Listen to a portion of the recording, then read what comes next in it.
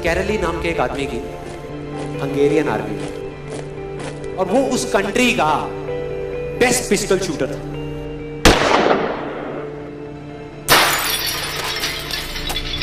जितनी भी national championships हुई थी उस कंट्री में, उसको वो जीत चुका था। और सबको ऑलमोस्ट कंफर्म था कि 1940s में जो ओलंपिक्स होने वाले हैं उसमें गोल्ड मेडल कैरली को ही मिलेगा। और उसने सालों से ट्रेनिंग करी थी।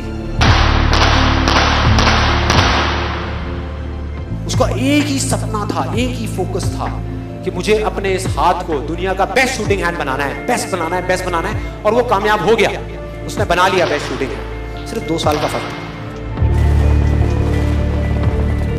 1938 में एक आर्मी का ट्रेनिंग कैंप चल रहा था। क्योंकि वो आर्मी में था तो एक एक्सीडेंट हो गया। उसके उसी हाथ में जिससे उसने गोल्ड मेडल जीतना था, उसमें एक हैंड ग्रेनेड फट गया और वो हाथ चला गया।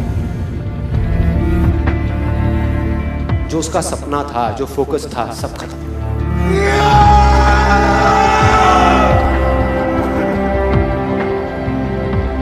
उसके पास 2 रास्ते थे। एक तो ये कि वो बाकी की पूरी जिंदगी रोता रहे और कहीं जा करके छुप जाए, या अपना जो गोल था जिस पे उसने फोकस किया हुआ था उसको पकड़ करके रखे। तो उसने फोकस किया उस पे नहीं जो चला गया था, जो उसके पास नहीं था। उसने फोकस किया उस पे जो उसके पास था।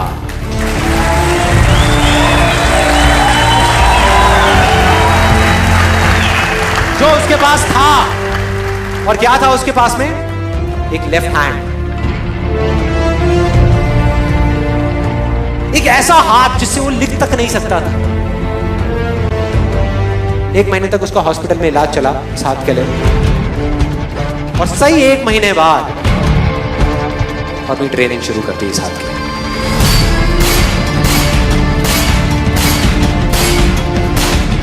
ट्रेनिंग के 1 साल बाद, मतलब कि 1939 में वो वापस आया। नेशनल चैंपियनशिप्स हो रही थी वहीं पे हंगरी में, और बाकी भी बहुत सारे पिस्टल शूटर्स थे वहां पे।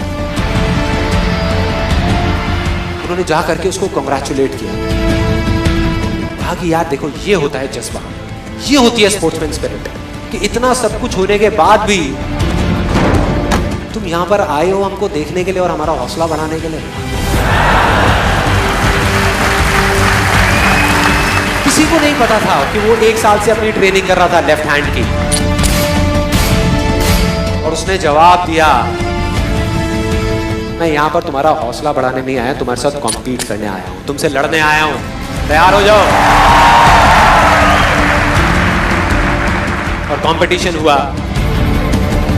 बाकी सब वहां पर जितने भी लोग थे वो कॉम्पीट कर रहे थे अपने बेस्ट हैंड से। ये कॉम्पीट कर रहा था अपने ओनली हैंड से, ओनली हैंड से। कौन जीता? The man with the only hand, Kairali जीत गया। लेकिन वो यहां नहीं रुका।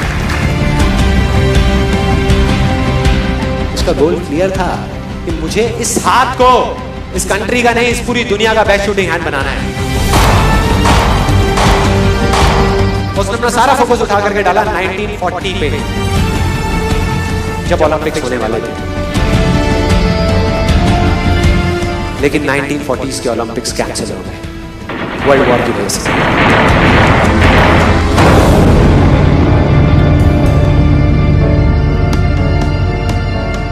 उसने अपना सारा फोकस उठा करके कहां डाल दिया? 1944 में जो ओलंपिक्स होने वाले थे उसके ऊपर। और 1944 में जो ओलंपिक्स होने वाले थे वो भी कैंसिल हो गए वर्ल्ड वॉर की वजह से। फिर से कैंसिल।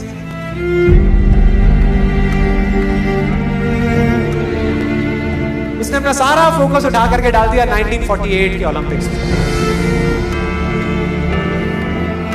1938 में उसकी एज थी 28 साल, 1948 में उसकी एज हो चुकी थी 38 इयर्स। और जो यंगर जो प्लेयर्स आते हैं निकल करके, उनसे कॉम्पीट करना मुश्किल होता चला जाता है। लेकिन मुश्किल नाम का ये वर्ड था ही नहीं उसकी डिक्शनरी में। वो गया, पूरे वर्ल्ड के बेस्ट शूटर्स आए हुए थे जो अपने बेस्ट हैंड से कॉम्पीट कर रहे थे, और ये अपने ओनली हैंड से कॉम्पीट कर रहा था। और कौन जीता? The man with the only hand.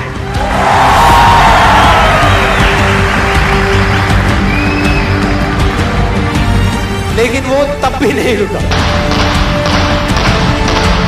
1952 Olympics,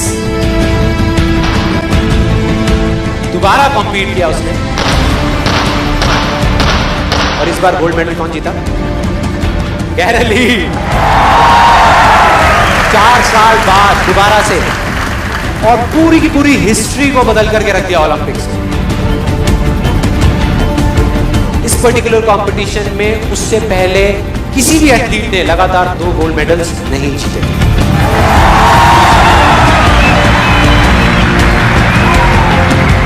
अब किसी भी लूजर के पास चले जाओ, उसके पास लिस्ट होगी बहानों की कि मैं इस वजह से फेल हुआ अपनी लाइफ में, इस वजह से मैं कुछ नहीं कर पाया। बहुत लंबी लिस्ट है। और दूसरी तरफ विनर के पास चले जाओ, उसके पास में 1000 वजह होगी वो ना करने की जो वो करना चाहता है, सिर्फ एक वजह होगी वो करने की जो वो करना चाहता है, और वो कर जाएगा।